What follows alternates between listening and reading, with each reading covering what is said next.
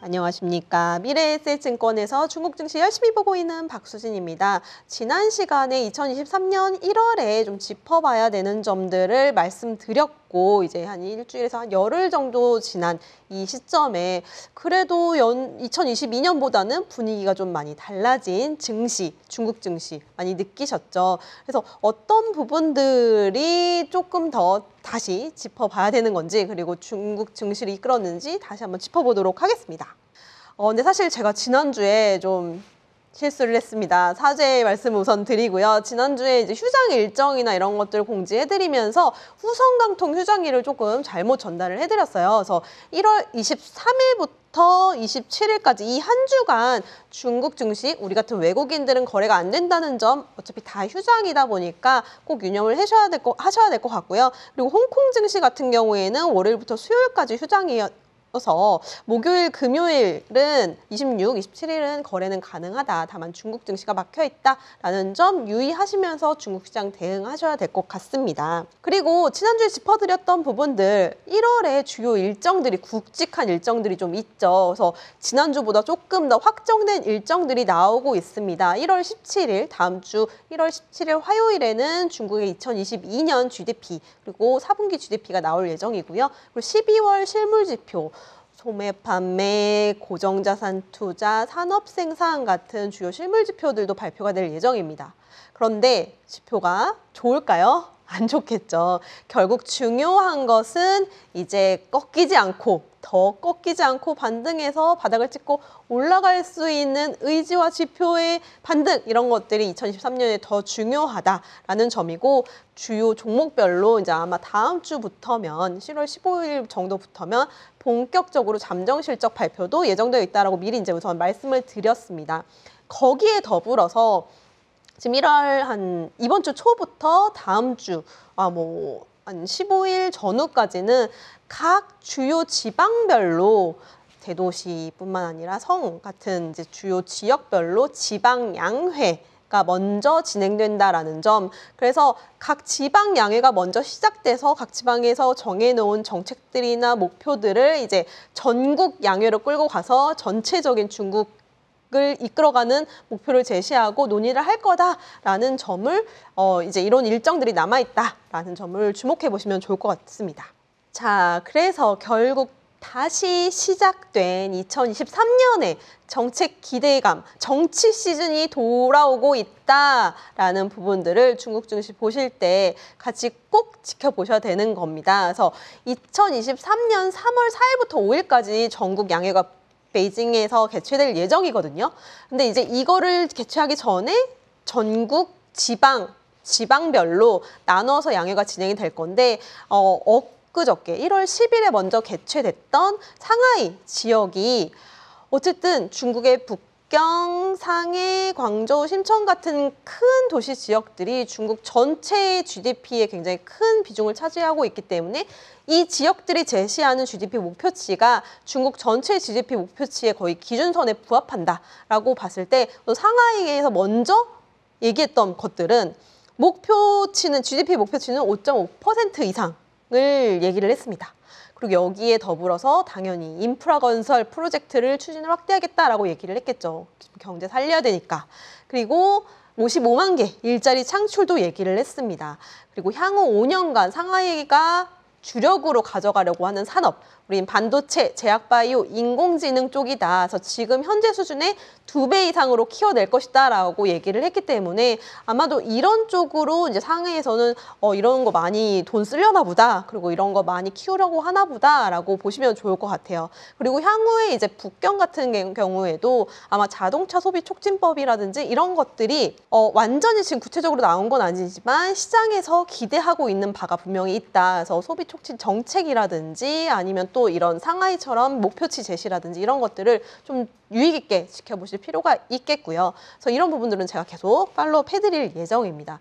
그렇다면 이렇게 정책 기대감이 커져가고 있는데 그럼 또 결국 우리는 어떤 업종을 지켜봐야 되는 것이냐라는 거죠. 자, 방금 말씀드렸던 것처럼 뭐 크게 펼쳐놓으려면 엄청 많은 산업들이 있겠지만 결국에 집중할 수 있는 정책들이 나올 수 있는 큰 꼭지로 봤을 때 크게 두 가지로 나눠볼 수 있을 것 같아요. 첫 번째는 소비 촉진이고요. 두 번째는 인프라 투자 확대입니다. 우선 첫 번째로 소비 촉진부터 볼게요. 우선 계속적으로 반영되는 게 자동차 소비 촉진 정책이 나올 것이다. 자동차 중에서도 특히나 전기차 쪽이겠죠. 아마 올해부터는 전기차를 사는 데 있어서 보조금이 종료가 됐기 때문에 지금 내부적으로도 이런 것들을 어떻게 헤쳐나가야 될 것인가, 어떤 보조금 말고의 또 다른 혜택을 줘야 자동차가 많이 팔릴 것인가, 전기차가 많이 팔릴 것인가를 지금 고민하고 있는 단계일 거고요. 그리고 아마도 이제 그런 소비 촉진 정책의 큰 축에서 당연히 나올 수밖에 없다라고 보고 있습니다. 그리고 부동산도 키우면 가전도 같이 좋아지고 있고요. 그리고 뭐 2구 한신 정책, 예전 가전을 새로 바꾼다든지 이런 정책들이 나올 것이고, 그리고 이제 여행 많이 다녀야 되니까 여행이나 그리고 뭐 전자상거래에서 좀 물건을 살 때 할인해주는 뭐 소비 쿠폰이라든지 이런 것들을 굉장히 많이 줄 것이다라고 우선 예상을 하고 있습니다. 그리고 두 번째로는 인프라 투자 확대인데요. 뭐 철로를 깔고 고속도로를 깔고 하는 구경제 영역의 인프라 투자도 계속 하고 있긴 하지만 중국이 앞으로 가져가야 되는 신인프라, 새로운 인프라 영역은 5G나 데이터 센터, 클라우드 이런 쪽으로 계속 집중되고 있다라는 거죠. 지금 올해 딱 되면서부터 중국이 다시 한번 얘기를 조금씩 하고 있는 것들이 디지털 위안화도 있거든요.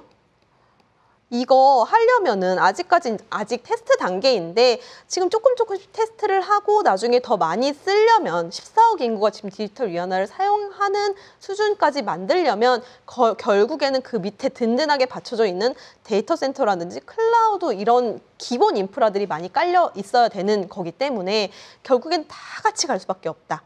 뭐 이런 업종들이 같이 움직일 수밖에 없고요. 여기에 이제 소비 촉진을 하고 있는 뭐 빅테크의 그들의 기술력도 굉장히 많이 필요할 것으로 예상을 하고 있기 때문에 같이 연관해서 보시면 분명히 좋은 소비 투자 기회가 계속 나타날 것으로 예상을 하고 있습니다. 그리고 2023년 1월이 시작되면서 굉장히 좀 시장에서 도드라졌던 점이 있어요. 위안화가 특히나 초강세를 나타냈다라는 점인데요.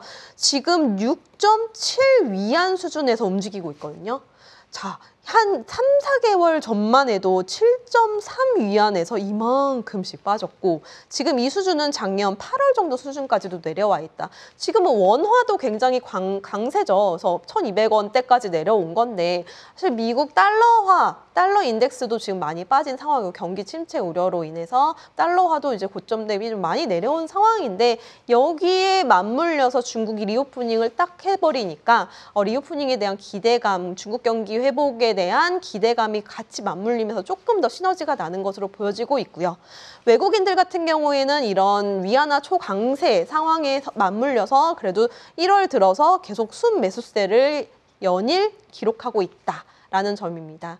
2022년에는 굉장히 좀 애매하게 왔다 갔다 하면서 단기적인 자금들이 그냥 왔다 갔다 하면서 방향성이 없었다면 그래도 아직 며칠 지나진 않았어도 그래도 긍정적으로 외국인들이 중국 증시를 보고 많이 사고 있구나라는 점을 해석할 수 있는 거고요. 그러면 그들은 어떤 종목을 많이 샀을까요? 그리고 어떤 종목을 많이 팔았을까요? 뭐 짧은 시간일 수도 있겠지만 그래도 시장이 좀 끌어올라갈 때 결국에 외국인들이 많이 사는 종목들은 시가총액 대형주 위주였다. CATL도 있고요. 뭐 중국 평안보험 이런 보험주 같은 경우에는 워낙 저가이기도 하고 또 귀주모태주나 오량에 이제 백주 빠질 수 없죠. 그리고 뭐 윤기실리콘, 비아디, 시티즈면세 같은 우리가 알고 있는 그냥 중국 주식하면 생각나는 굵직한 기업들을 다 많이 사고 있다더라라고 보시면 좋을 것 같고 순매도 상위에도 사실 뭐 2차 전지 관련주들도 있고 뭐 항서제약도 있고 다양한 종목들이 많이 분포가 되어 있지만 그래도 보시면 순매도 규모 각 종목별로 봤을 때 순매도 규모보다는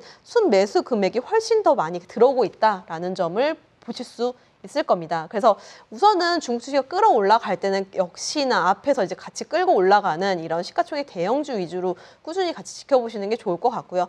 그리고 홍콩 증시도 요즘에 흐름이 굉장히 좋잖아요. 보시면 홍콩 증시가 오히려 본토 증시보다 더 세게 올랐죠. 많이 빠졌으니까. 그래도 홍콩 증시를 보는 데 있어서 중국인들이 홍콩 주식을 어떤 주식을 많이 사는지도 굉장히 중요한 지표로 많이 보는데요. 최근 들어서 같은 시기에 순매수 상위 종목을 보면 저는 조금 특이한 점을 발견을 했어요.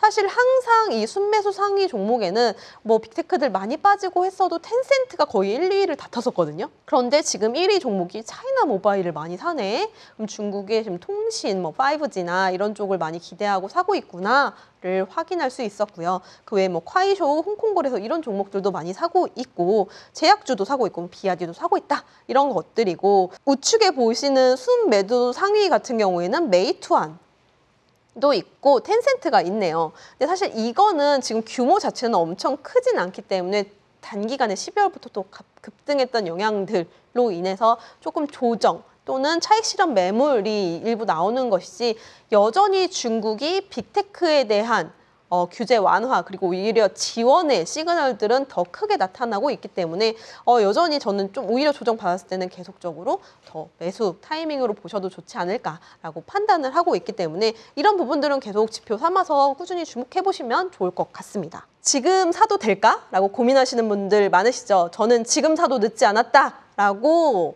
자신 있게 좀 말씀드릴 수 있을 것 같아요. 우선 밸류에이션 측면으로 봤을 때에는 상해 종합지수가 어제 이제 1월 11일 기준으로는 12배였고요. 항생지수도 10배 수준.